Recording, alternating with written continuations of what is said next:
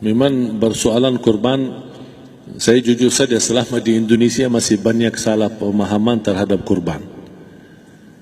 Dan saya pernah berkata, memang Islam kita di Indonesia Islam keturunan. Ya, jadi asal tahu saja.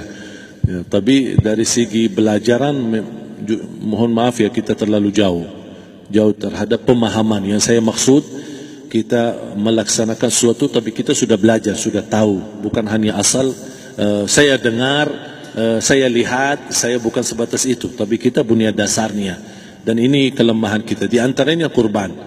Saya pernah mendengar, bukan malah sering mendengar soal kurban dihitungkan berorang. Jadi keluarga suami istri sama 5 anak berarti jumlah 7, wajib sapi. Kalau kurang daripada itu, atau misal suami istri tidak mampu, boleh ini tahun kurban kambing atas nama suami, tahun depan atas nama istrinya. Ini hal keliru sebenarnya.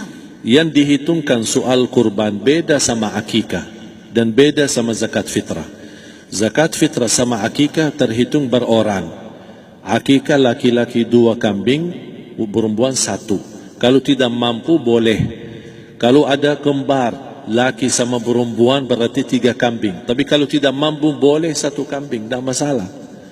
Yang tidak ada istilah sekarang saya kurban tapi nanti sisanya seolah-olah ada hutang sama Allah.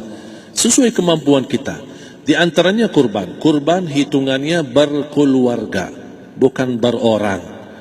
Buktinya Rasulullah SAW dan juga cerita Nabi Ibrahim. Ketika Nabi Ibrahim mau sembelih Nabi Ismail, Allah turunkan apa? Mengganti sembelihan Nabi Ismail dengan ekor kambing dari surga. Berapa ekor kambing? 1. Padahal Nabi Ibrahim punya istri 2 dan anak. Ada istri Siti Hajar dan Sarah.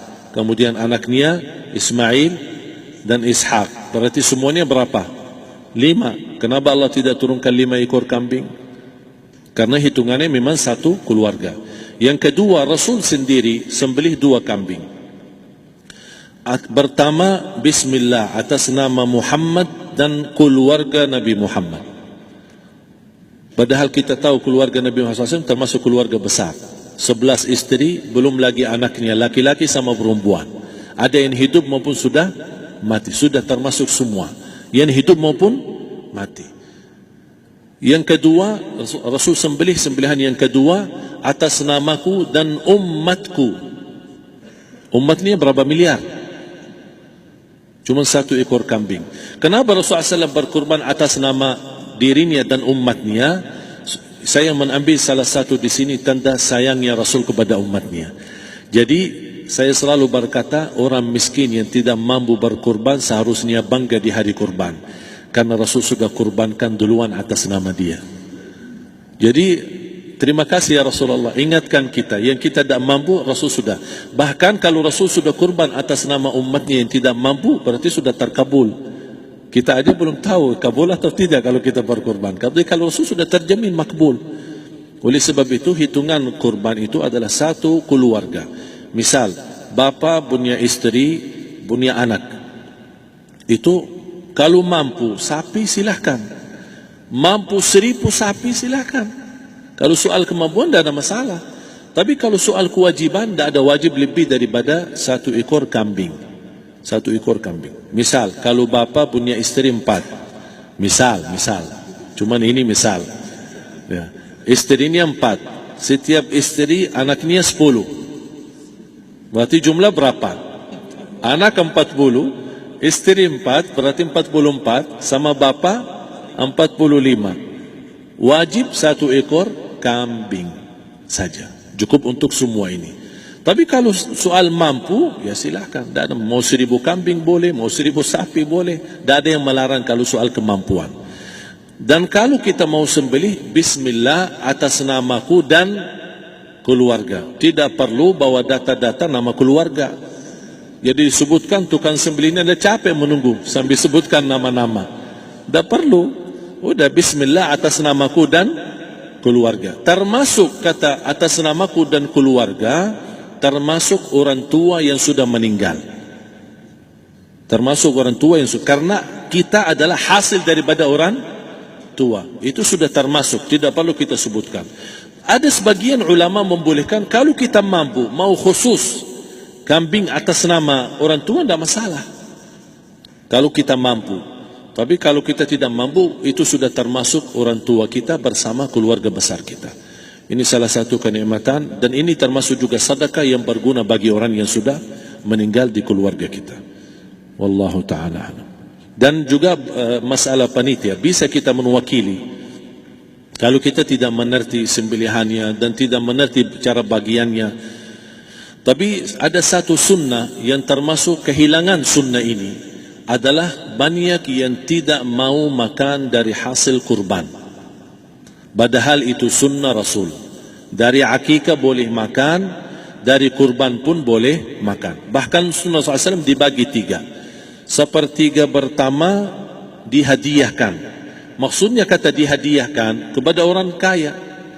Misal tetangga saya tapi orang kaya, dia bukan miskin, tapi boleh saling hadiah. Karena inti daripada hadiah silaturrahim.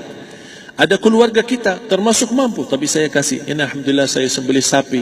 Barangkali dia tidak mampu, cuma sembelih kambing. Udah, kita dapat daging kambing, dia dapat daging sapi. Tapi dengan niat hadiah, bukan sedekah. Karena dia bukan orang miskin yang menerima sedekah. Yang sepertiga yang kedua adalah sedekah.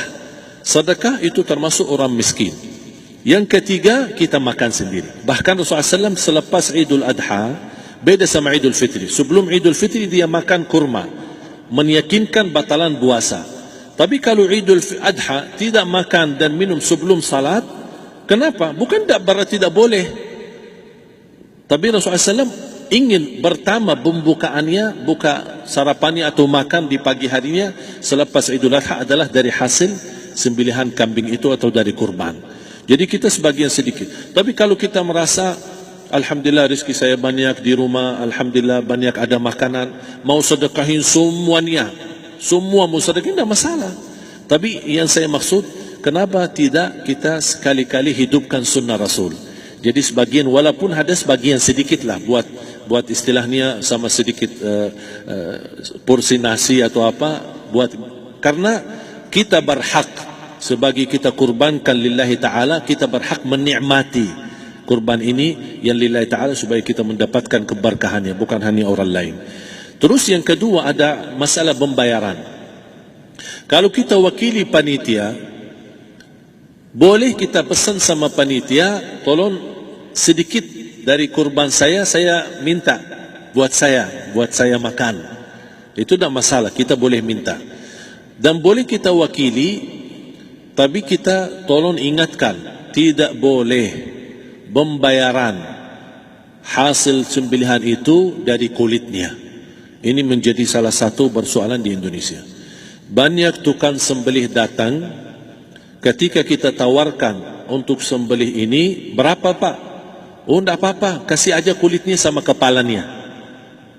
Jangan Anda setuju, jangan Anda terima. Oh maaf, saya tidak bisa.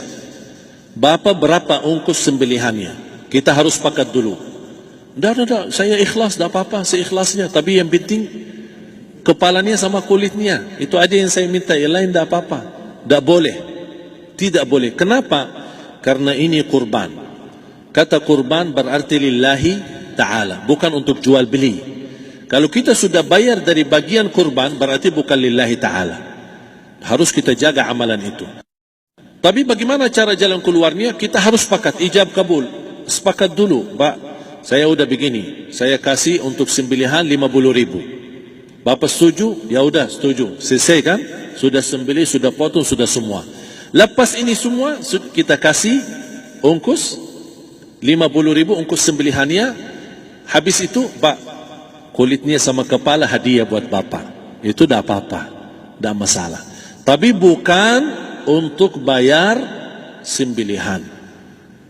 Faham maksud saya? Harus dibedakan supaya jangan sampai amalan kita kurban habis biaya, habis ini malah tidak diterima karena sudah kita bayar sebagian daripada kurban. Saya silahkan bayar apa yang kita sepakati, mau hadiahkan kepada dia karena kita tidak bisa guna.